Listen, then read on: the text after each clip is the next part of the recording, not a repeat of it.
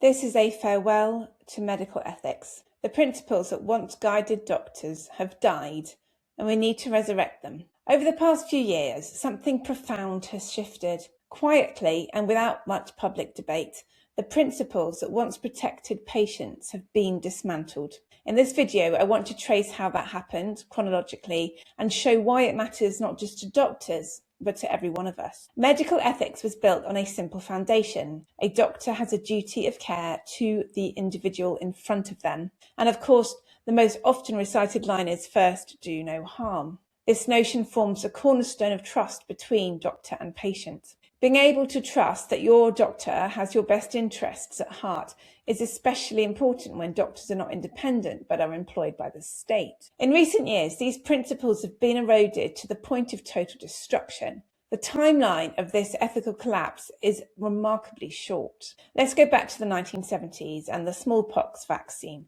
which was discontinued in the UK and across Western Europe. At the time, the disease was still active in large parts of Africa, Asia and South America, but it wasn't really a threat anymore in Europe. The smallpox vaccine carried real risks. It was especially risky in children with eczema or suppressed immune systems, but there were also life-threatening complications like encephalitis or inflammation of the brain. Doctors recognised it was not acceptable to put perfectly healthy children at risk in this way, even though smallpox had not been eradicated globally and even though it had a 10% mortality rate, so the vaccine was withdrawn. And that's standard, that any intervention in a healthy child must be properly safe, held for decades afterwards. As recently as 2012, the World Health Organization made this point explicitly in their guidance on vaccines. They stated, "Since vaccine recipients are generally healthy, there is a lower level of tolerance for the risk of a side effect as compared to medications. Vaccines are given to children. The tolerance to risk is lower still. Thus, a much higher standard of safety is expected of vaccines." Now, a new version of this guidance was produced in 2021 based on decisions taken in 2019, and they removed those words from the guidance. So the long-held ethical principle of first do no harm had been quietly abandoned when it came to vaccines. The consequences of scrubbing this basic principle from the guidelines soon became very real. In February of 2020, a BMJ article examined the WHO rollout of the malaria vaccine Mosquirix. There'd been a large trial which showed that the vaccine reduced cases of severe malaria by 29%. Now, statistically, that meant 9 cases were prevented in 1,000 children over 4 years. However, in the cohort of vaccinated girls, the risk of dying from any cause doubled. The trial found 11 more deaths per 1,000 girls in that vaccinated group. Now, the entire purpose of conducting clinical trials is to detect differences in morbidity and mortality. And if a trial reveals that an intervention doubles the death rate and that finding is ignored, why are we doing trials at all? But that's exactly what happened. Despite the doubling of deaths in the female cohort, Mosquirix was introduced across parts of Africa in what the WHO described as a pilot introduction. They justified this, stating the benefits outweigh the risks. But this simply is not true when looking at the most serious risk of all, death. Recipients were not properly informed of this potential risk before being injected. In order to be properly informed, the parents of any girl taking part in this pilot scheme would have to be told that by taking part, their daughter's statistical chance of dying over the next 4 years would double. Who in their right mind would agree to this roll of the dice? To visualize it better, imagine a wheel of fortune with 1,000 segments. 9 of those segments are green, and they represent children spared a severe case of malaria compared to the control group. It should be noted that severe malaria doesn't necessarily mean death. 11 of those 1,000 segments are red, and those represent an extra 11 children who died in the vaccine group compared to the control group in that 4-year period. Now, as always, there is uncertainty, but the trial was big enough to show that the number would be between 4 and 19 extra deaths. Would you take a spin on that wheel for your perfectly healthy child? No one explained these odds to the families involved. Children were sacrificed to potentially benefit other children without consent. This represents a fundamental break with the ethics that once governed medicine. And the shift can also be heard even in the language that's being used. So we used to frequently hear doctor-patient relationship and trust, but now increasingly we hear technocratic and impersonal words like benefit risk profile, target population, acceptable risk at a population level. Individual tragedies have been reduced to data points in spreadsheets, but in reality, these data points are actual children whose lives were sacrificed for the statistical greater good. This marked the move from a system that ensured individuals are not harmed to a utilitarian calculation in which some lives are expendable. Even within that highly unethical framework, this particular vaccine did not pass muster. It was a statistical failure and yet was still rolled out. Now, the policymakers do not see the faces of those harmed, nor do they stand in front of the parents who needlessly lost their child, and they will never be held to account for that. It should not really need stating that a healthy child has no moral duty to risk their health or their life for the sake of another child, however vulnerable. When that is imposed as an obligation, trust understandably collapses.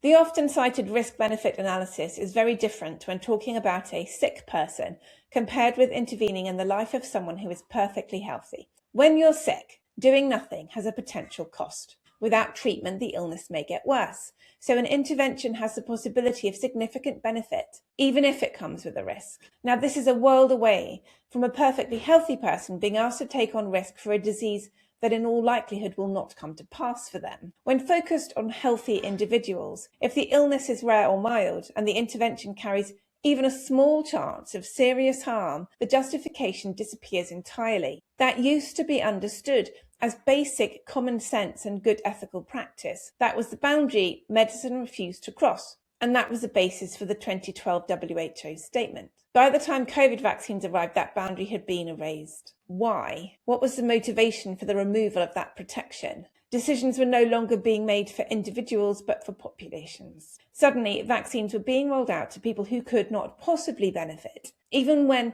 known risks had been measured and recorded, and well before harder to measure risks over a longer timeline had been properly assessed. Patients were not properly informed and so could not possibly give their consent. Both benefit and risk became collective, with calculations done on a population level rather than with the individual in mind. Even if the strategy had worked, it would have been unethical. In the end, the strategy failed in every imaginable way, and there have been a broad range of harms that are still being tallied. Is it any wonder that trust in the NHS has fallen to an all-time low? This new ethic of collective good and sacrifice was articulated and defended so much that people adopted it as if it was justified. This was laid bare in a headline written by Tom Chivers in the publication Unheard in January 2022. He said, "Is it worth vaccinating children? It sounds cruel, but a small number of deaths would be worth it." One wonders if Chivers has children and whether his child's death would be worth it for the greater good. The suggestion that some must be harmed, children no less, so that others might benefit was being defended. Once the ideal of the sacredness of the individual has been lost, how does one weigh up the value of a life? Neurosurgeon Henry Marsh was clearly caught up in this thinking when he said, "Even if a few grannies get bullied into assisted dying, isn't that a price worth paying?" Would he happily see his own mother be one of the bullied grannies, I wonder? He later said this. Yes, I know I made a very crass comment about sacrificing grannies. I greatly regret it. I wish I hadn't said it. Didn't want to say it. No, it was very stupid of me. I didn't realise it was going to get into the public domain. But the principle is there is always a cost. Every time I operated, and it was not a theoretical risk, you can make things worse. But you justify that risk by saying more people benefit. It sounds rather inhumane and utilitarian, but that is the reality of normal medical practice. It appears that what he regretted most was the fact the comment found its way into the public domain, not the fact he had expressed the argument in the first place. Now, in surgery, patients accept risk in the hope of personal benefit. If the risk plays out, it was part of a choice they made because the potential benefit to them personally was worth that risk. What Marsh described was something else, a system in which harm was inflicted on a person who never consented to fulfill the preferences of another. The person who lost their life was an innocent bystander and they did not choose it. Someone else chose to end their life. Who awarded them this right?